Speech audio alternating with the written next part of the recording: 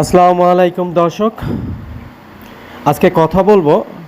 বলা খুব সহজ, করা খুব কঠিন। অনেকেই আমাকে এ ধরনের কথা বলে থাকেন, ফোন করে বা কমেন্টে বলে থাকেন। তাই একটু জবাব দিতে হয়, জবাব না দিলে আবার নিজের কাছেও কেমন জানি লাগে। তো একটু সবাইকে এই একটু জবাবটা দিব, খুব সুন্দর করে যতটুকু পারি চেষ্টা করব আপনাদেরকে বোঝাতে। তো সবাই ভিডিওটা একদম গুরুত্বপূর্ণ করে শুনবেন, হয়তো কাজে আসতে পারে।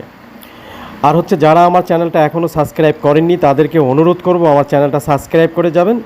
যারা করেছেন তাদেরকে অসংখ্য অসংখ্য ধন্যবাদ। পাশের বেল আইকনটা একটু অন করে দেবেন, তাহলে হচ্ছে কি আপনি নিত্য নতুন ভিডিওটা পেয়ে যাবেন। আর হচ্ছে একটু লাইক শেয়ার করে যান, তাহলে হচ্ছে কি আপনাদের কাছে আমি একটু ঋণী হয়ে যাব। তো তাও তো ভালো, আপনাদের কাছে একটু ঋণী থাকবো যে আপনারা একটু লাইক শেয়ার করেছেন। তো চলুন আমরা মূল কথায় যাই। মূল কথা হচ্ছে, দেখুন, কিছুদিন ধরে অনেকে বলে থাকেন এই রিপুইস রিঅ্যাপ্লাই করার জন্য, যারা রিপুইস হয়েছেন তাদের অনেক 2-3টে এজেন্সি আমাকে ফোন করে মানে কথা বলেছেন। তারা বলতেছে, ভাই বলা খুব সহজ, করা খুব কঠিন। আমি বলবো, হ্যাঁ, যারা জীবনে কোনো কিছুই করতে পারেন না, সারা জীবনে তাদের ব্যর্থতা, কোনো কিছু না জেনে শুরু করা, এটা তাদের জন্যই কিন্তু বলা, বিশেষভাবে বলা ভালো, করা ভালো না, এটাই তারা বোঝাচ্ছে। তো দেখুন, নদীতে সাঁতার কাটতে যাবেন, কেউ সাঁতার জানে, কেউ জানে না। যে জানে না তার কাছে বিশাল কঠিন ব্যাপার, আর যে জানে তার কাছে কিছুই না। ঠিক আছে? তো বিষয়টা এরকম যে যেটা জানে না তার কাছে সেটা গল্প, যে জানে তার কাছে হচ্ছে বাস্তবতাটা। তো এই জন্যই বলবো, অনেক এজেন্সি যারা আছেন, যারা আমাকে ফোন করে বলতেছেন যে ভাই আপনি যেভাবে বলতেছেন বা বোঝাচ্ছেন সেভাবে একদম ইজি হয়ে যায়, বাট জিনিসটা খুবই কঠিন। আমি বলি না, কোনো কঠিন না। একটা রিপুইস লেটারে আপনি রিপুইস খেয়েছেন, আবার আবেদন করবেন পুনরায়, কোনো কঠিন কাজ না, একদম সহজ কাজ। আপনাকে ভুল ধরেছে, আপনার প্রবলেম ধরেছে, সেই প্রবলেমগুলো সলভ করবেন, আপনাকে ভিসা দিবে। আপনাকে এই না তারা লিখে দেয়নি যে আপনি আর কোনো দিন আবেদন করতে পারবেন না, এটা কখনোই লিখে দেয় নাই, কখনো বলেও দেয়নি। আপনি তার ভিসা অফিসারের কোনো শত্রু না, ওই কান্ট্রির কোনো শত্রু না। তো কেন আপনাকে দিবে না, এটাই হচ্ছে আমাদের বড় প্রশ্ন থাকতে পারে। বা যাদের ভিতরে, যারা যাবেন, যারা রিপুইস হয়েছেন, তাদের ভিতরে যদি সেই অহংকার বা চ্যালেঞ্জ বা একটা জিনিস না থাকে, হিংসা না থাকে যে আমাকে কেন দিবে না, সবাইকে দিচ্ছে, আমাকে কেন দিবে না, এই জিনিসটা যদি আপনার মাথায় থাকে বা রাখতে পারেন, সাহস রাখতে পারেন, আপনিও একদিন সাকসেস হবেন, আপনি ভিসা পেয়ে যাবেন। এখন যে ভুল বুঝাচ্ছেন, যার থেকে আপনি আবেদন করেছিলেন, সে আপনাকে বারবারই সে ব্যর্থ হয়েছে, এখন তারটা উপরে রেখে, তাকে উপরে রেখে আপনাকে ভুল আবারও বুঝিয়ে যাচ্ছে যে আপনারটা হবে না, 3 মাস পরে আবেদন করেন, তো আপনি 5টা দেশ ঘোরেন। তাহলে আমি প্রশ্ন করব যে ওই লোকটা কখনোই কোনো দেশে ঘুরে নাই, আপনি কেন আবেদন করে দিয়েছিলেন ফার্স্ট টাইম? তখন কেন তাকে পরামর্শ দেন না যে আপনি 2টা দেশ ঘুরে আসেন, ট্রাভেল হিস্ট্রি বানিয়ে আসেন?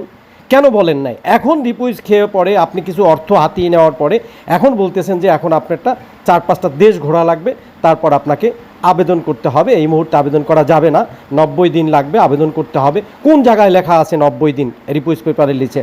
আমাকে একটু পড়ে দেখাতে পারবেন? কেউ শোনাতে পারবেন? ডকুমেন্টস দিতে পারবেন? না, মুখস্থ কোনো কথা বলে মানুষকে বিভ্রান্তকার করবেন, আর মানুষগুলি শুধু এখানে ছুটবে, ওখানে ছুটবে, ভুল তথ্য নিয়ে দৌড়াবে, মানে তার লাইফের জন্য সময় নষ্ট, অর্থ নষ্ট। এটা কেন করবেন? যারা ভুল এজেন্সি, যারা আমাকে বলতেছেন, অনেক এজেন্সি আমাকে বলতেছেন যে ভাই সহজভাবে আপনি যেভাবে বলছেন অনেক সহজ, করা কঠিন। আমার কাছে কোনো কিছু কঠিন না, একদম পানি, ইজিলি। কারণ আমি 10টা বছর এই একটা অ্যাম্বাসিতে জব করেছি, সেই থেকে আমার অভিজ্ঞতার জন্য বলি যে এটা একদমই নর্মাল, একদম সিম্পল একটা ব্যাপার, নর্মাল একটা ব্যাপার, কোনো ধরনের কোনো কিছু ইস্যু না, বড় কোনো মেজর ইস্যু না। দেখুন, আবারও বোঝাই আপনাকে, একটা দেখুন, যারা মামলা করেন বড় বড় কোর্টে, আপনার মামলা হেরে গেছেন কোনো ভুল তথ্যর কারণে, আবার কিন্তু আপিল হয়, আপিলে যেয়ে কিন্তু অনেক সময় জিতে যান। বিষয়টা কিন্তু এরকম, ভিসার ক্ষেত্রেও কিন্তু এটা। তো আপনারা যারাই বলবো, এই বারবারই বলবো এই কথাটা, যে বলা সহজ, যাদের কাছে কোনো অভিজ্ঞতা নাই, যারা কোনো দিন কোনো কিছু অভিজ্ঞতা নিয়ে কাজ করেন না, তাদের কাছে এটা বিশাল বড়, আর যারা পারে তাদের কাছে সহজ। তো বলা না, শুধু করাটাও বাস্তবতাটা। আমি নিজে বাস্তব প্রমাণে 2টা ভিসাই রিপুইস ভিসা জমা করেছি, 3বার রিপুইস হয়েছেন, সেই ভিসা সাকসেস করে নিয়ে আসছি। টোটাল 45 দিনে আমার ভিসাটা চলে আসছে। আর যেটা একবার রিপুইস হয়েছিল সেটা 24 দিনের মাথায় আমি রেজাল্ট পেয়েছি। দুটোটা ভিসা সাকসেস, আমার নিজের হাতে করা, আমি নিজে বসে আবেদন করে দিয়ে তারপর সাকসেস হয়েছি। আবার এখন কেন হবে না, এই কথাটা মাথায় রাখতে হবে। কেন হবে না? এই জিনিসটা যতক্ষণ পর্যন্ত আপনার মাথায় অ্যানালাইজ না করবেন যে কেন হবে না, ততক্ষণ পর্যন্ত আপনি দাঁড়ে দাঁড়ে ঘুরে বেড়াবেন আর ভুল সিদ্ধান্ত নিয়ে ঘুরবেন।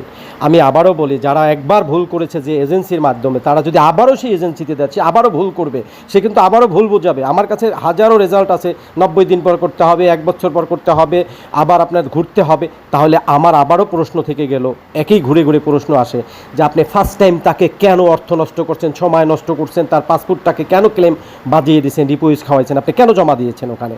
সেই সময় বলতেন যে ভাই আপনি ঘুরে আসেন, সেটা বলবেন না। এখন যখন নিজে পারেন না, মানে করতে পারেন না, ভুল করেছেন, ভুল ডিসিশন নিয়েছেন এবং ফর্মটা পর্যন্ত ভুল সাজিয়েছেন, ডকুমেন্টস ভুল দিয়েছেন, তারপর আপনি এখন ওনাকে নতুন করে ওনার ব্রেন ওয়াশ করতেছেন ভুল বুঝিয়ে।